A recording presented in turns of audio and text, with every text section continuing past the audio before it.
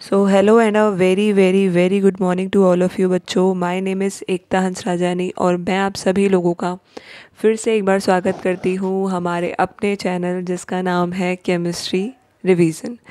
बच्चों आज हम, जैसा कि आप लोगों को थंबनेल से पता चल गया होगा, हम डिस्कस करने वाले हैं जेईई एडवांस की स्ट्रेटजी के लिए। बेसिकली जेईई एडवांस की प्रिपरेशन के लिए आपके पास 10 to 12 डेज़ बचे हैं। तो ये टाइम जो है ये बहुत ही ज़्यादा इम्पॉर्टेंट टाइमिंग है। इसे कैसे कंज्यूम किया जाए जिससे आपके मैक्सिमम मार्क्स आए।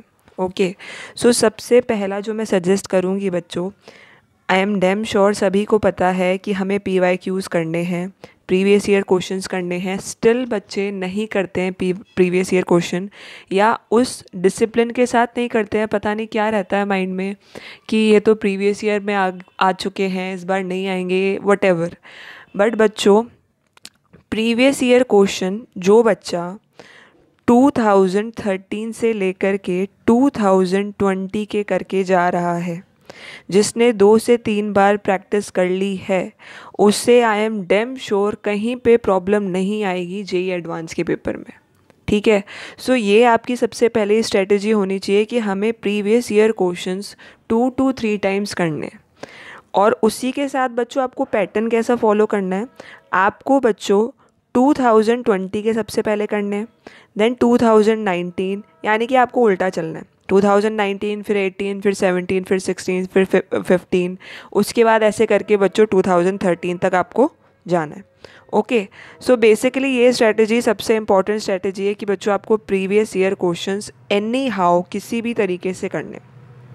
ठीक है, नेक्स्ट थिंग इज़ व्हाट, अगर नेक्स्ट थिंग की बात करें बच्चों, so next thing is mock test.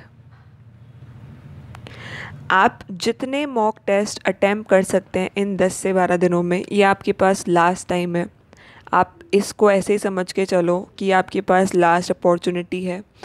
और ये 10 से 12 दिन मेरी ज़िंदगी के बहुत ही ज़्यादा इम्पॉर्टेंट 10 से 12 दिन है।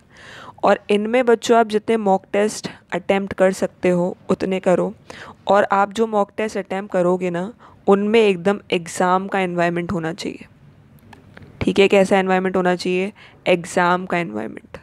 दैट मीन्स जो जो चीज़ें एग्ज़ाम में होने वाली है, ठीक है, आपको आप सोच रहे हो कि जिस हिसाब से मुझे बैठ कर के एग्ज़ाम देना है, जैसा एनवायरनमेंट होगा वैसा का वैसा एनवायरनमेंट आपको अपने चारों तरफ क्रिएट करना है। ना किसी से कुछ बात करनी है, ना इधर उधर देखना है, ना मॉक टेस्ट के ड्यूरेशन में आपको फ़ोन चलाना है, ना किसी की बात का जवाब देना है। आपका जैसा भी एग्ज़ाम का एनवायरनमेंट आप समझते हो ना होगा, बिल्कुल आपको वैसा का वैसा ही एनवायरनमेंट प्रिपेयर करके मॉक टेस्ट देने। ठीक है, मॉक टेस्ट जितने दे सकते हो उतने देना। बट एटलीस्ट बच्चों इन 12 दिन में अगर आप चाहो तो ऑल्टरनेट, या अगर आपकी कैपेसिटी है तो आप डेली भी मॉक टेस्ट दे सकते हो। ठीक है, क्योंकि ये जो थोड़ा टाइम बचा है इसमें हम जितनी मेहनत करें उतनी कम है। ठीक है, सो सेकंड स्ट्रेटजी ये है।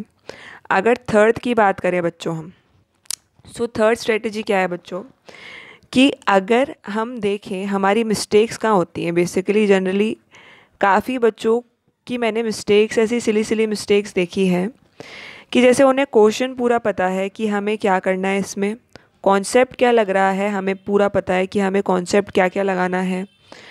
बट क्या होता है ना, जब हम प्रैक्टिस कर रहे होते हैं क्वेश्चंस की, तो एंड में जाकर के हम कैलकुलेशन पूरी नहीं करते हैं। हम सोचते हैं अच्छा हाँ इसमें ये कॉन्सेप्ट लगेगा, अच्छा वेरी गुड, हमें पूरा आ गया क्वेश्चन, अब कैलकुलेशन कौन करे, कैलकुलेशन तो हम कर ही लेंगे एग्ज़ाम में, तो अभी हम अपना टाइम सेव कर लेते हैं।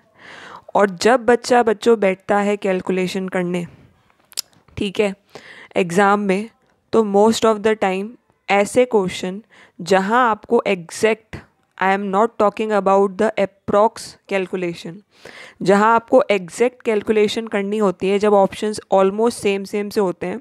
जैसा कि अभी नीट में बच्चों एक क्वेश्चन आया था, उसमें चारों ऑप्शन कुछ इस तरीके से थे: 2.192, 219.2, 219.3 और 229.2। तो काफ़ी सिमिलर से चार ऑप्शंस थे, जहाँ तक मुझे याद है यही चार ऑप्शन थे। तो ऐसे क्वेश्चंस में बच्चों आपको करनी होती है एकदम एग्जैक्ट कैलकुलेशन, और जो बच्चा एग्जैक्ट कैलकुलेशन करने की हैबिट नहीं डालता वो 200% गलती कर कर के आता है। So please try to practice, ऐसे क्वेश्चन की प्रैक्टिस करने की, कैलकुलेशंस की भी करो जिनमें आपको एग्जैक्ट कैलकुलेशन लग रही है कि होगी। अप्रॉक्स तो हम करते ही हैं, बट एग्जैक्ट भी बच्चों आप करो, ठीक है। नेक्स्ट अगर हम बात करें, नेक्स्ट स्ट्रेटेजी क्या हो सकती है बच्चों, आप एनालाइज करो, ठीक है। अगर आप एनालाइज करोगे सो आप ये चीज़ देखोगे कि आप ना केमिस्ट्री के बेसिस पर, ठीक है, केमिस्ट्री के बेसिस पर आप क्लियर कर सकते हो या अच्छी परसेंटेज ला सकते हो जेई में। ओके, ऐसा क्यों? आप देखो केमिस्ट्री में अगर मैं बात करूँ इनऑर्गेनिक की, तो इनऑर्गेनिक में ना क्वेश्चन ऐसा आएगा कि आपको, मोस्ट ऑफ द क्वेश्चन ऐसे आएंगे कि आपको आता है तो आप 1 सेकेंड में या विद इन 2 to 3 सेकेंड में उसका ऑप्शन टिक कर दोगे। तो वहीं अगर मैं बात करूँ मैथ्स की या फिज़िक्स की बच्चों, तो वहाँ पर आपको एक क्वेश्चन को करने में 2 से 3 मिनट या 4 मिनट तो लगेंगे, ठीक है। सो मार्क्स इसके भी आपको 4 ही मिलेंगे और इसके भी आपको कितने मिलेंगे, 4 मिलेंगे। तो आप ट्राई करो कि आप वो क्वेश्चंस अटैम्प्ट करो जिसमें आपका टाइम कंज्यूम कम हो, ठीक है। So please try to read और टू लर्न इनऑर्गेनिक केमिस्ट्री जितना आप कर सकते हो, ठीक है। आप तीनों केमिस्ट्रीज़ पर फोकस करो, तीनों सब्जेक्ट पर इक्वली फोकस करो बच्चों। बट अगर स्मार्ट प्रिपरेशन के हिसाब से हम जाएं तो आपको केमिस्ट्री पर ज़्यादा फोकस करना है, क्योंकि इनऑर्गेनिक ऐसी ही आएगी कि आपसे डायरेक्ट क्वेश्चन पूछे जाएंगे एनसीईआरटी में। नीट में भी इस बार पेपर बहुत ही इजी आया था, बट ठीक है चलो, एडवांस का थोड़ा सा टफ लेवल आता है, बट वो एनसीईआरटी के ही अराउंड हिट करता है, ठीक है। सो इनऑर्गेनिक आपकी एनसीईआरटी से हो जाएगी, ऑल राइट। तो इनऑर्गेनिक आप एनसीईआरटी से करेंगे। जहाँ तक बात है फिज़िकल की, है ना, फिज़िकल की एंड ऑर्गेनिक की, तो बच्चों फिज़िकल एंड ऑर्गेनिक में, फिज़िकल में आपसे इतनी कोई ख़तरनाक कैलकुलेशन नहीं करवाता, ठीक है। कैलकुलेशंस बहुत नॉर्मल सी होती हैं। आप प्रीवियस ईयर क्वेश्चंस देखना, आपको सारी चीज़ें समझ में आ जाएंगी, आपको सारा पैटर्न समझ में आ जाएगा कि किस तरीके से हमें फिज़िकल केमिस्ट्री में क्वेश्चन पूछे जाते हैं, ऑल राइट। और ऑर्गेनिक की अगर मैं बात करूँ बच्चों, तो ऑर्गेनिक में क्या होता है जनरली, ऑर्गेनिक में आपको जीओसी वगैरह इनमें प्रॉब्लम नहीं आती है। आपको ऑर्गेनिक में जब एक क्वेश्चन में एक से ज़्यादा कॉन्सेप्ट लग रहे होते हैं कि ये रिएजेंट दे दिया, वो रिएजेंट दे दिया, इसके बाद कोई एक्सेप्शन दे दिया कि इसमें ये प्रोडक्ट फॉर्म हो जाएगा, रिएजेंट चेंज कर दिया तो क्या प्रोडक्ट फॉर्म हो जाएगा, तो वहाँ अटकते हो आप लोग। सो ऐसे क्वेश्चन में आप ज़रूर अटकोगे, बट जीओसी और जो रिएजेंट्स होते हैं इनकी जो बेसिक नॉलेज हैं, इन क्वेश्चंस को करने में आप कभी भी नहीं अटकोगे, ठीक है। सो ये आपके पास मेरी एक टिप है पर्सनल, कि आप इनऑर्गेनिक, फिजिकल, ऑर्गेनिक, यानी कि आप केमिस्ट्री को अच्छी तरीके से करके जाओ, ठीक है। ये आपकी परसेंटेज इंक्रीज़ कर सकती है। नेक्स्ट अगर बात करें बच्चों, तो आप ना अपनी एनालाइज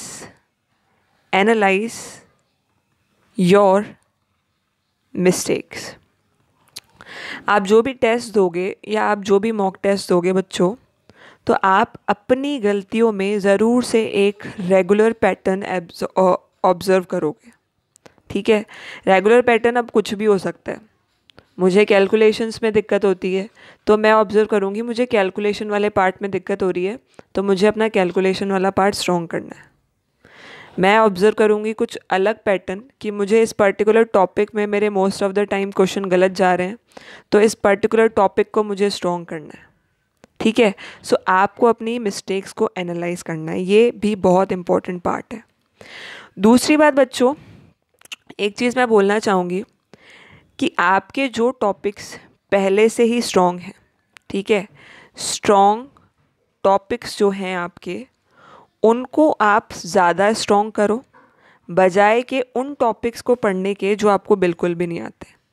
क्योंकि अभी तो चलो 10-12 दिन हैं तो हमें यही स्ट्रेटेजी फॉलो करनी है, बट अगर एडवांस में 1 से 1.5 महीना भी रहता है या 2 महीने भी रहते हैं जो नेक्स्ट ईयर बच्चे प्रिपेयर करेंगे, तो बच्चों आप लोग भी एक चीज़ ध्यान रखो कि हमें हमारे स्ट्रॉन्ग टॉपिक्स को और भी स्ट्रॉन्ग करना है।